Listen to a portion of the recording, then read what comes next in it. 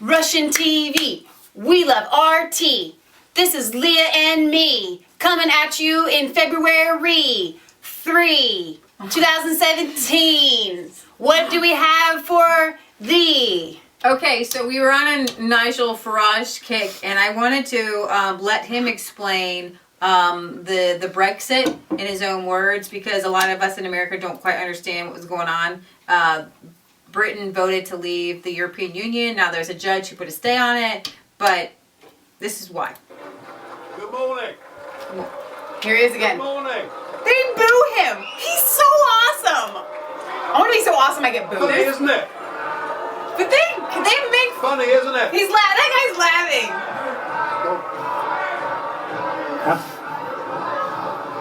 He's kind of a funny guy. For that very warm welcome. Warm welcome. How things have changed.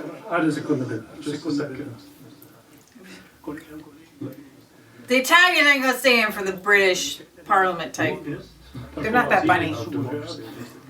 Super. This is serious business. All right, we're getting to Nigel here. Thank you, Mr. Schultz. Isn't it funny? You know, when I came here 17 years ago, and I said that I wanted to lead a campaign to get Britain to leave the European Union, you all laughed at me. Well, I have to say, you're not laughing now, are you? And the reason you're so upset, the reason you're so angry, has been perfectly clear from all the angry exchanges this morning. You, as a political project, are in denial. You're in denial that your currency is failing. Yep. You're in denial. Well, just look at the Mediterranean. No. As a policy to impose poverty on Greece and the rest of the Mediterranean, you've done very well.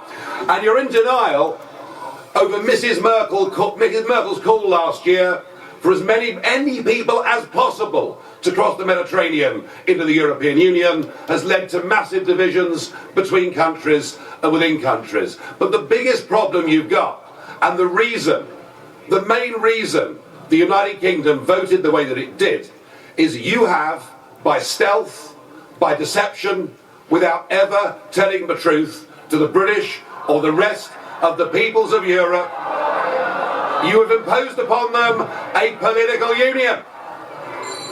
You've imposed upon them a political union. And when the people in 2005 in the Netherlands and France voted against that political union, when they rejected the Constitution, you simply ignored them and brought the Lisbon Treaty in through the back door.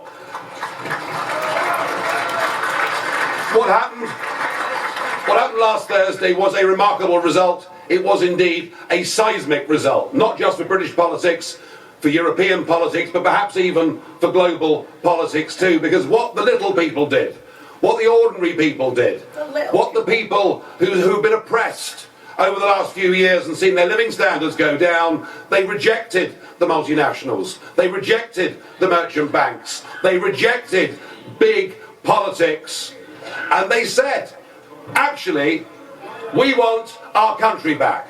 We want our fishing waters back. We want our borders back. We want to be an independent, self-governing, normal nation. And that is what we have done, and that is what must happen. And in doing so,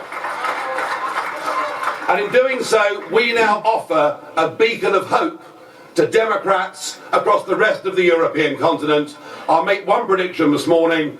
The United Kingdom will not be the last member state to leave the European Union. So the question is, what do we do next? Now, it is up to the British government to invoke Article 50. And I have to say that I don't think we should spend too long in doing it. I totally agree, Mr. Juncker, that the British people have voted. We need to make sure that it happens. But what I would like to see is a grown-up and sensible attitude to how we negotiate a different relationship. Now I know that virtually none of you have ever done a proper job in your lives. Look at her face. Or worked in business, or worked in trade, or indeed ever created a job. But listen, just People listen. are all laughing. Herr Farage, public. Mr. Farage, just a second. Calm down, people. I love that the Italians are in charge of the calming. Verständnis für Ihre Aufregung. Sie Mr. benehmen sich Ambassador, gerade getting might be wie German. sich normalerweise in diesem acting Haus like benehmen. you Yeah. Also, normally act in this chamber, so please. kopieren Sie sie nicht. Herr Farage, ich will Ihnen allerdings eins sagen. Ihre Äußerung, dass die Kollegen hier in diesem Hause niemals einen ordentlichen Job gemacht The hätten, fact müssen that nicht you're von sich herab claiming ausschließen. Das nobody geht has so done nicht.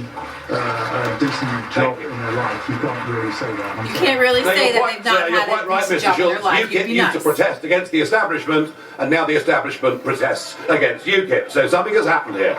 Let us listen to some simple, pragmatic economics. We, between us, between your countries and my country, we do an enormous amount of business in goods and services. That trade is mutually beneficial to both of us. That trade matters. If you were to decide to cut off your noses, to spite your faces, and to reject any idea of a sensible trade deal, the consequences would be far worse for you than it would be for us. And No, he Yeah, didn't. he did. even no deal is better for the United Kingdom than the current rotten deal that we've got. But if we were to Look at this move to little a position tea with this knife. where tariffs were reintroduced on products like motor cars, then hundreds of thousands of German workers would risk losing their jobs. So why don't we just be pragmatic, sensible, grown up, realistic, and let's cut between us a sensible tariff-free deal, and thereafter recognise that the United Kingdom will be your friend, that we will trade with you, we will cooperate with you, we will be your best friends in the world. But do that, do it sensibly, and allow us to go off and pursue our global ambitions and future. Thank you. Not a lot of claps there. You got some booze. Quite a few boos. So Press yeah. cancel there. No, not play. Are you gonna play it? No, we're done. We're Okay. actually done there. So All right, so there you have Nigel Farage. He is incredible. Like Leah said in the last segment, they've joked about exchanging. Can we borrow him and you guys can borrow Donald Trump? I think that would be kind of funny. They're both a little bit funny, laughable, we'll personalities. probably bring a little bit more of Nigel Farage as I dig him up because he's just so fun to watch, and I just begins watching getting more somebody with the being British insulted accent. with a British accent in such things like cutting off your Nose nose despite your faces. faces. None of you have held a real job in your lives, and it just. They all took offense to that, and it's like, y'all people ain't never held no nother job. It reminds me of that thing that I just saw on Facebook on how to do proper cursing without actually cursing, like poppycock. Yeah. And They're just a bunch of poppycock. yeah, this is so. I appreciate the level of intelligence there, and I wish that my American counterparts. Do you know that he just shut down the entire European Union without using one swear word? Wow. All right, this is And Leah. actually, you could understand more of what he was saying because he didn't like F you. You're gonna do this, and it just. F you the EU.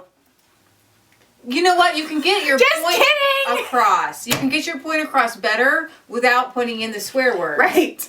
Use your intelligence. Use your words. As my mom would use your words. All right, this is Leah Michelle signing off where it is not a conspiracy theory if it's the truth. Don't forget to like and subscribe to Mass Faith 3 and Resistance Chicks. Leave us comments. Follow us on Facebook and leave comments there because we can interact with you guys. We just launched our Facebook page. We're super excited about it, and we're super excited about seeing you guys there. All right, we'll see you soon.